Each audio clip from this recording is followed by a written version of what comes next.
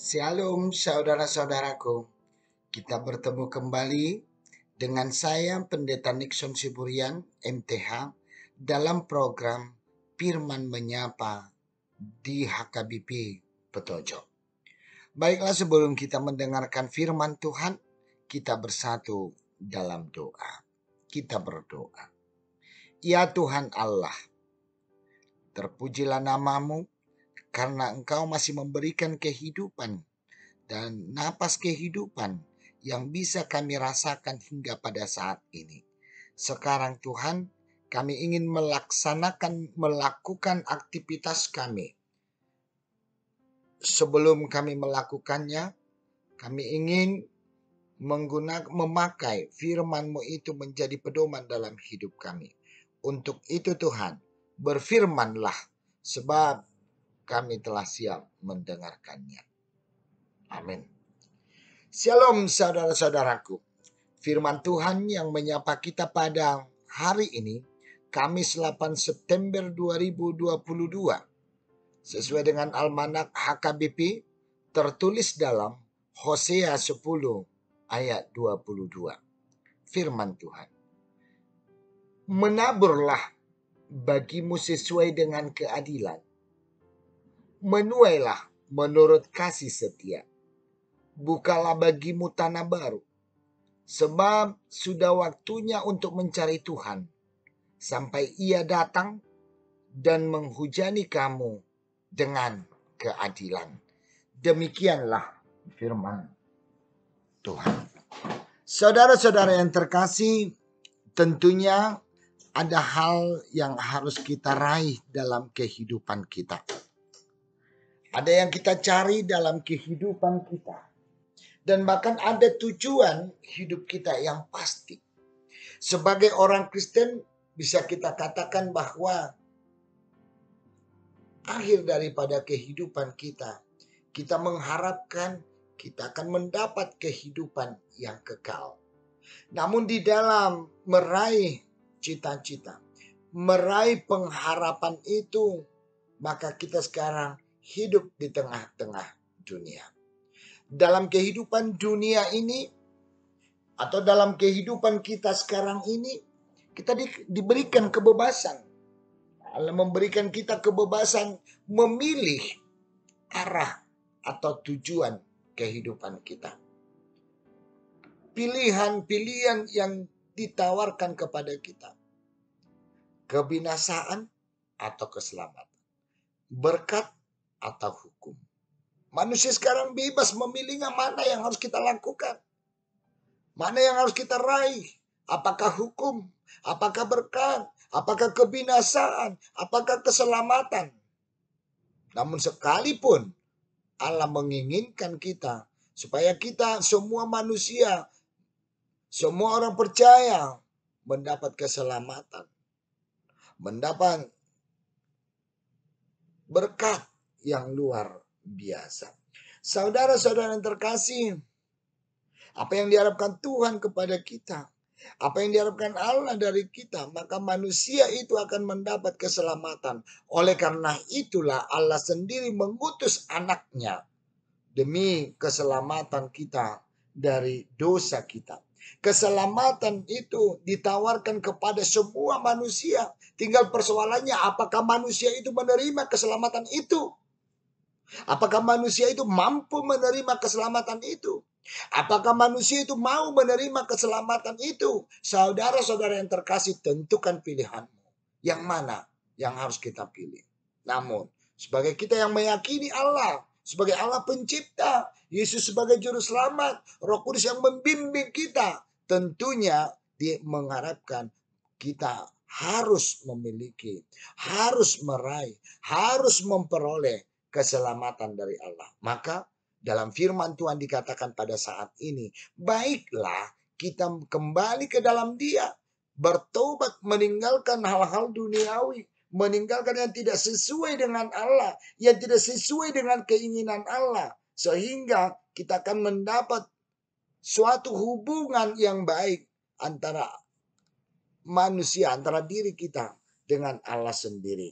Saudara-saudara yang terkasih, maka orang yang menerima keselamatan, orang yang akan menerima keselamatan, tentunya kita mampu merasakannya bahwa kematian Yesus di kayu salib adalah memberikan satu keselamatan dan suatu jaminan bahwa kita akan mengalami dan mendapat kehidupan yang kekal. Oleh karena itu, sebagai tanggung jawab orang-orang yang diselamatkan, tanggung jawab orang-orang yang sudah menerima keselamatan, baiklah setiap orang menaburkan keadilan. Baiklah setiap perlakuan kita, setiap tindakan kita harus melakukan dan mencintai keadilan. Dan perlakuan kita harus mampu menaburkan, memberikan keadilan. Sehingga nantinya kita akan menuai kasih setia Allah. Hebrew 10 ayat 12 justru suatu hal yang sangat relevan dengan kehidupan kita. Sebaiknya sebagai orang yang percaya, kita harus membuka lahan yang baru, tanah yang baru, dalam arti hidup kita harus menjadi hidup yang baru.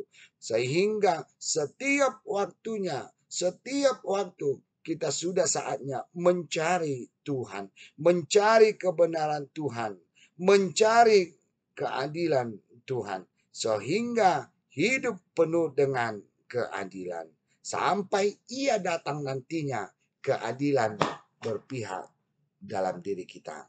Atau kita berpihak dalam keadilan.